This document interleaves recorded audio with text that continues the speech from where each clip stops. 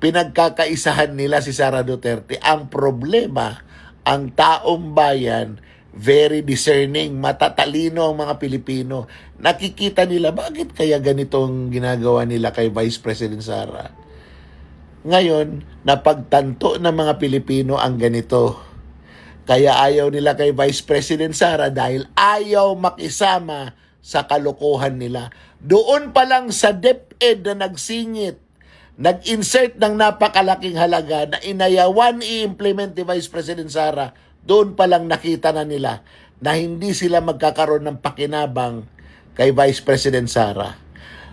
Natatandaan nyo panahon ni Digong, yung corruption bumaba masyado at itong mga buayang ito nagutom masyado. Kaya nang bumalik si Marcos, nang makaupo yung isang Marcos uli, ayan, kawat dito, kawat doon.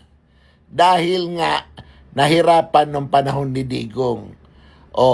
Sa mga hindi namin kakampi, dyan na lang kayo. Dahil marami na kaming masyado. Nag-aaway-away na yung iba. Pero isa lang ang layunin. Iluklok si Vice Presidente Sara Duterte sa pagkapangulo at i-reset ang gobyerno ng Pilipinas sa isang matino, matiwasay at magpapaunlad ng tunay sa bayan nating ito. Ano nangyari? Si Bunuan daw ay state witness na. Aba, ang galing talaga ni Ombudsman Remulla. Sir, itodo mo na. Huwag ka lang mahiya. Isama mo na si Romualdez. State witness na rin. Isama mo na rin si Chis Escudero, si Villanueva, at syempre, si Marcos. Itodo mo na yung mga state witness mo, ha? Nang maayos na ang buto-buto. Gawin nyo lahat yan habang kayo ang nakaupo. Dahil pag si Sara Duterte ang nakaupo, sigurado, kulungan yung mga yan lahat. Ha? Kaya ngayon pa lang, ayusin mo na, sir. Ha?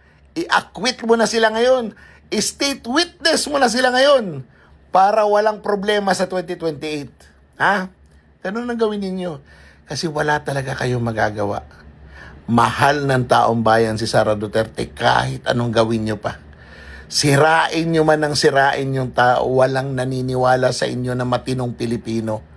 Kaming mga matitinong Pilipino na alam namin ang nangyayari sa Pilipinas, hindi kami magpapatinag sa aming adhikain na magkaroon tayo ng tunay na pagbabago. At yun ay kay Sara Duterte lang makukuha. Abang-abang tayo. Todo mo na, sir. Huwag ka nang mahiya. Pati ikaw, mag-state witness ka na rin.